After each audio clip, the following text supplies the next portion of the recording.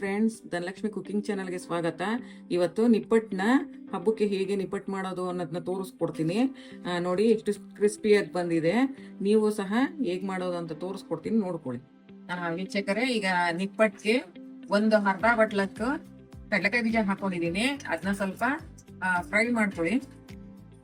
ಈಗ ಒಂದು ಅರ್ಧ ಬಟ್ಲಕ್ಕೆ ಉರ್ಗಡ್ಲೆ ತಗೊಂಡಿದ್ದೀನಿ. ಅದನ್ನು ಒಂದು ಚೂರು ಫ್ರೈ ಮಾಡ್ಕೊಂತೀನಿ, ಜಾಸ್ತಿ ಏನು ಬೇಡ. ವೀಕ್ಷಕರೇ, ಈಗ ಅದು ಕಡಲೆಕಾಯಿ ಬೀಜ ಮತ್ತೆ ಹುರ್ಗಡ್ಲೆನ ಈಗ ಪುಡಿ ಮಾಡ್ಕೊಂತ ಇದ್ದೀನಿ. ಅಂದ್ರೆ ಜಾಸ್ತಿ ನುಣ್ಣಕ್ ಮಾಡ್ಕೋಬೇಡಿ, ಸ್ವಲ್ಪ ಒಂದು ತರ್ತರಿ ತರ ಒಂದು ಅರ್ಧಂಬರ್ಧ ಆಗೋ ಹಾಗೆ ಚೂರು ಪುಡಿ ಮಾಡ್ಕೊಳ್ಳಿ, ಸಾಕು, ಜಾಸ್ತಿ ಬೇಡ. ಈ ರೀತಿಯಾಗಿ ಮಾಡ್ಕೊಂಡ್ರೆ ಸಾಕು ವೀಕ್ಷಕರೇ. ವೀಕ್ಷಕರೇ, ಈಗ ಒಂದು 2 ಸ್ಪೂನ್ ಅಷ್ಟು ಬರೀ ಹುರ್ಗಡ್ಲೆಯನ್ನ ಹುರಿದು ಪುಡಿ ಮಾಡಿ ಇಟ್ಕೊಂಡಿದ್ದೀನಿ. ವೀಕ್ಷಕರೇ, ಈಗ ಒಂದು 4-5 ಬ್ಯಾಡಗೆ ಮೆಣಸಿನ್ಕಾಯಿ ಹಾಕೊಂಡಿದ್ದೀನಿ, ಅದನ್ನು ಸ್ವಲ್ಪ ಪುಡಿ ಮಾಡ್ಕೊಳ್ಳಿ. ವೀಕ್ಷಕರೇ, ಇವಾಗ ಮೊದಲಿಗೆ ನಾನು ಪುಡಿ ಮಾಡಿ ಇಟ್ಕೊಂಡಿರುವಂತ ಹುರ್ಗಡ್ಲೆನ ಹಾಕೊತಾ ಇದ್ದೀನಿ. ಅರ್ಧ ಕಪ್ ಅಷ್ಟು, 1 ಕಪ್ ಅಷ್ಟು ಅಕ್ಕಿ ಹಿಟ್ಟು ಹಾಕೋತಾ ಇದ್ದೀನಿ. ಅದೇ ಕಪ್ಪಲ್ಲಿ ಕಡಲೆಕಾಯಿ ಮತ್ತೆ ಹುರ್ಗಡ್ಲೆ ಅವಾಗಲೇ ಪುಡಿ ಮಾಡ್ಕೊಂಡಿದ್ವಲ್ಲ ಅದನ್ನ ಹಾಕ್ತಾ ಇದ್ದೀನಿ. ಮತ್ತೆ ಅದ್ರ ಜೊತೆ ಬ್ಯಾಡಗೆ ಮೆಣಸಿನ್ಕಾಯಿನ ಪುಡಿ ಮಾಡ್ಕೊಂಡಿದ್ವಲ್ಲ ಅದನ್ನು ಹಾಕ್ತಾ ಇದ್ದೀನಿ.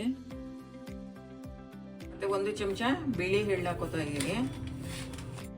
ವೀಕ್ಷಕರೇ, ಈಗ ಆಲ್ರೆಡಿ ನಾನು ಬ್ಯಾಡಗೆ ಮೆಣಸಿನ್ಕಾಯಿನ ಪುಡಿ ಮಾಡಿ ಹಾಕಿರೋದ್ರಿಂದ ಇದನ್ನ ಮೆಣಸಿನ್ಕಾಯಿ ಅಚ್ಕಾರದ ಪುಡಿನ ಹೆಚ್ಚಿಗೆ ಹಾಕ್ತಾ ಇಲ್ಲ, ಒಂದು ಅರ್ಧ ಸ್ಪೂನ್ ಹಾಕೋತಾ ಇದ್ದೀನಿ.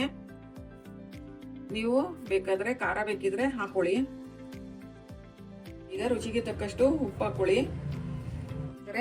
ಈಗ ಕಾಯಿಸಿರೋದ್ರ ಎಣ್ಣೆನ 2 ಸ್ಪೂನ್ ಹಾಕೋತಾ ಇದ್ದೀನಿ.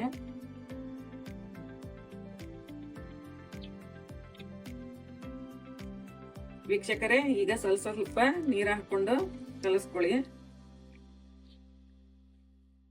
ವೀಕ್ಷಕರೇ, ಇವಾಗ ಈ ಅದಕ್ಕೆ ಕಲಿಸ್ಕೊಳ್ಳಿ. ನೋಡಿ ವೀಕ್ಷಕರೇ, ಈಗ ಎಣ್ಣೆಗೆ ಹಾಕ್ತಾ ಇದ್ದೀನಿ.